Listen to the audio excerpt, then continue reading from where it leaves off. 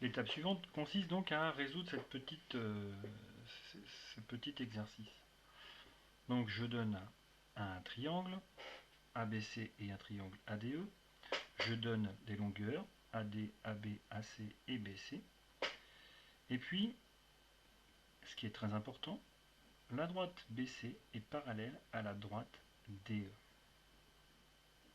Ce qui veut dire que si les droites ici sont parallèles, alors je peux à nouveau voir ma propriété de tout à l'heure. Ces deux angles-là sont égaux, ces deux droites sont parallèles, donc les angles correspondants sont égaux. Je vais donc retrouver le bilan précédent. Lorsque les droites sont parallèles, mes angles sont égaux et les côtés des triangles et les longueurs des côtés des triangles sont proportionnelles. Alors, AD, AB, AC et BC. Alors là, on va un petit peu travailler dans les triangles. AD, c'est cette longueur-là. AD, c'est cette longueur-là.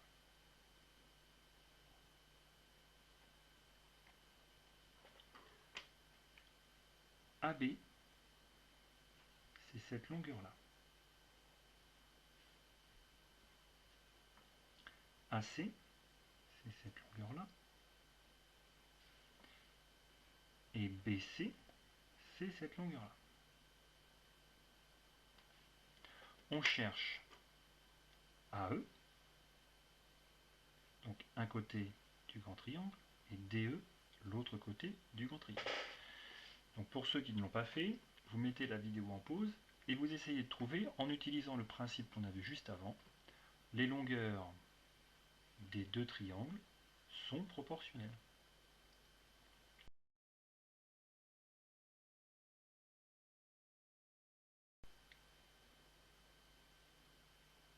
Donc, on va prendre la même résolution que précédemment. On va prendre le petit triangle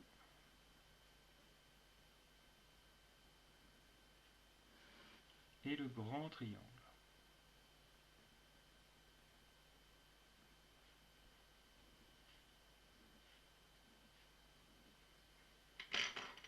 Je sais que dans mon grand triangle, le côté AD mesure 9 cm. Ça, c'est AD. Et comme je sais que les côtés sont proportionnels, je peux écrire que le côté correspondant à AD dans le grand triangle, c'est le côté AB qui est ici, qui mesure 4 cm. Dans cet autre petit triangle, je connais aussi la longueur du côté AC. 6, donc ça c'est le côté AC. Mais dans mon grand triangle, le côté AC, lorsque je l'agrandis, je arrive sur AE. Hop là. Et enfin, je connais un autre côté qui est donc 5 cm, qui est donc le côté BC. Et lorsque j'agrandis ce côté, je vais arriver sur le grand côté qui est ici, qui est donc DE. Alors, si je résous le problème comme précédemment, je vais donc chercher le coefficient de proportionnalité. Donc je vais chercher à savoir par combien je multiplie ici pour passer de la première ligne à la deuxième ligne. Donc là, il faut se rappeler de ce qu'on a déjà vu auparavant, c'est-à-dire, j'ai le nombre 4, je le multiplie par un nombre, et j'obtiens 9.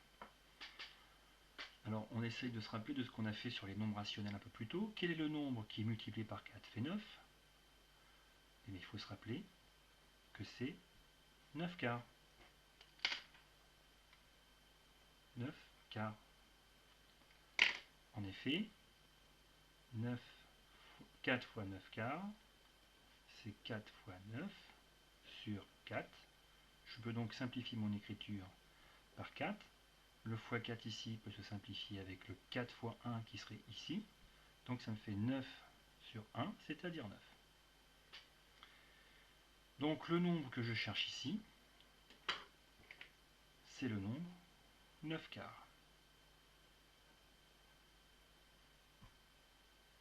Donc si je fais le calcul, 6 fois 9 quarts, ça va me donner 13,5. Donc le côté AE qui est ici fait 13,5 cm. si maintenant je veux calculer ce côté-là. Donc je fais 5 fois 9 quarts, 11,25. Donc le côté DE ici mesure 11,25 cm. J'ai utilisé les règles de la proportionnalité pour passer du petit triangle qui est ici au grand triangle qui est là. Alors on peut aussi résoudre cet exercice en utilisant une méthode équivalente. Donc on reprend le tableau de proportionnalité. Donc on sait qu'on a affaire à une situation de proportionnalité. Et donc il faut compléter ce tableau. Alors, si par exemple je cherche ici la valeur manquante que je vais appeler x. Dans un tableau de proportionnalité, je peux utiliser différents outils. Le premier, ce serait le produit en croix.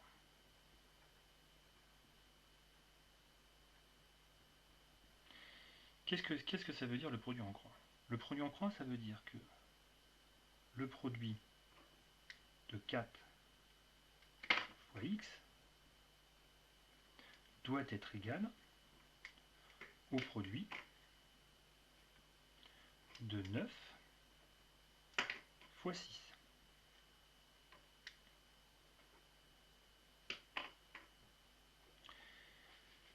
Donc ça veut dire qu'on va écrire que 4x, 4 fois x, c'est égal à 56. Donc si 4x est égal à 56, pour trouver x, mais il faut du coup que je divise de chaque côté de mon expression par 4. Donc je vais ici diviser par 4. 4x divisé par 4, ben ça fait un seul x. 56 divisé par 4, si vous le faites à la calculatrice, vous trouvez 13,5. Donc j'obtiens 13,5 ici. Ça, c'est le produit en croix. Le produit en croix, c'est j'écris ce produit qui est égal à ce produit-là. Pourquoi j'écris qu'il est égal? Parce que j'ai affaire à un tableau de proportionnalité. D'accord? C'est de la proportionnalité.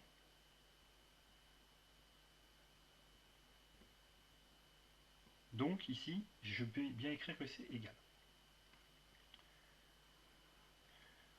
Une autre façon de voir les choses, si ici je mets y, je vais utiliser la règle de 3. Qu'est-ce que c'est que la règle de 3? La règle de 3, ça me dit, lorsque je fais 5 fois 13,5 divisé par 6, j'arrive sur y. Donc j'écris 5 fois 13,5 divisé par 6, ça me donne y. Lorsqu'on calcule ça à la calculatrice, on va obtenir aussi 13,5 égale y. Alors vous avez souvent tendance à confondre produit en croix et règle de 3. Ce sont deux méthodes de résolution, deux méthodes qui permettent de compléter un tableau de proportionnalité qui sont équivalentes. Celle-ci, on l'a déjà vue pour comparer des fractions égales. Je vous rappelle, comparer des fractions égales, c'est écrire que par exemple 9 quarts, est-ce que c'est égal à 6 sur 13,5? Pour le savoir, je calcule 4 fois 13,5, ça fait 54. Donc ce produit-là fait 54. 9 fois 6 égale 9 fois 6, 54. Donc, oui, les fractions sont égales.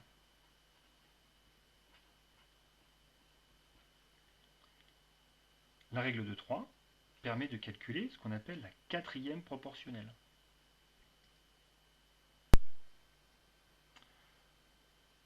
Donc voyons cette nouvelle situation.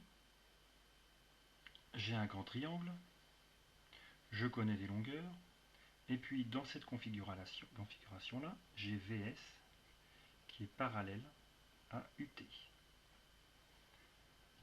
Donc puisque les troisièmes côtés de chaque triangle sont parallèles, les longueurs des côtés, cette longueur-là est proportionnelle à celle-ci, la longueur du petit côté RS est proportionnelle à celle-ci, la longueur du petit côté VS est proportionnelle à celle-ci. Donc dans cet énoncé, on voit qu'on connaît les côtés du grand triangle que j'ai matérialisé en rouge, et qu'on connaît la longueur du petit côté RV, qui est donnée en fonction de RU. Donc RV, c'est un quart de RU. Donc mon schéma ne le montre pas, mais ça me donne la relation entre les deux côtés.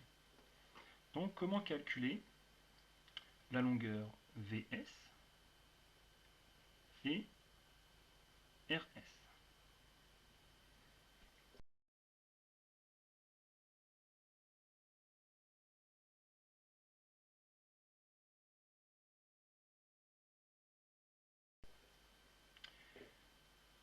Je peux déjà calculer la longueur RV. RV, c'est donc égal à 1 quart fois 16. 1 quart fois 16, ça fait 4. Donc je sais que ça fait 4 cm. Si je veux mettre ça dans un tableau de proportionnalité, pour passer donc du grand triangle cette fois-ci au petit triangle,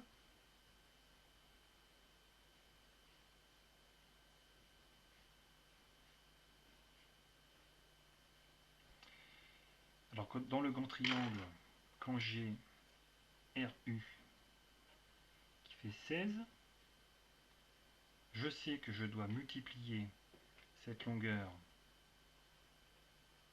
par 1 quart pour obtenir la longueur correspondante ici, qui est donc 4 pour le côté RV. Lorsque je connais le côté donc RT qui fait 10, puis le côté UT qui fait 12, et bien pour déterminer les côtés correspondants, donc lorsque je veux passer du grand triangle sur RT vers le petit triangle, je réduis la taille de ce triangle et j'arrive ici, donc sur le côté RS. Donc je fais 10 fois 1 quart, c'est-à-dire 2,5.